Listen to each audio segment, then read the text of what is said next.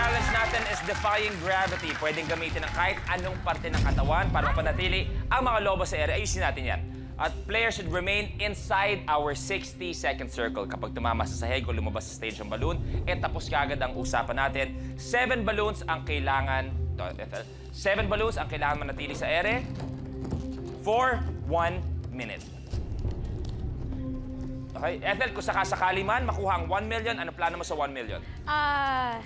Ipunin ko kasi nagpapatayo ako ng bahay para sa family.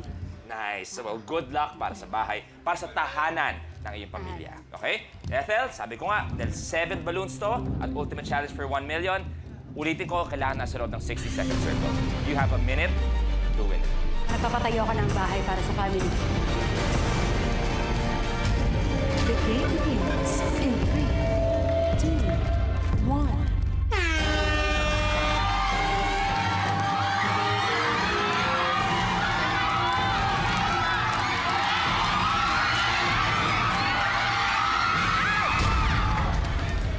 Your game is over. Tapos kaagad ang laban, hindi kaagad nakuha, pero medyo challenging nga naman. Grabe! Nakakahilip Okay lang pala. yan, palaparan pa natin si Ethel. Total na may uwi mo is 90,000 pesos. Pero kami ni Ethel, magkikita pa kami para sa ultimate last man standing. Pagalingan ng mga best of the best. Isa pang chance yun para sa 1 million pesos. Okay? Ethel, 90,000 pesos! Thank you very much. Players, samahan nyo na kami dito.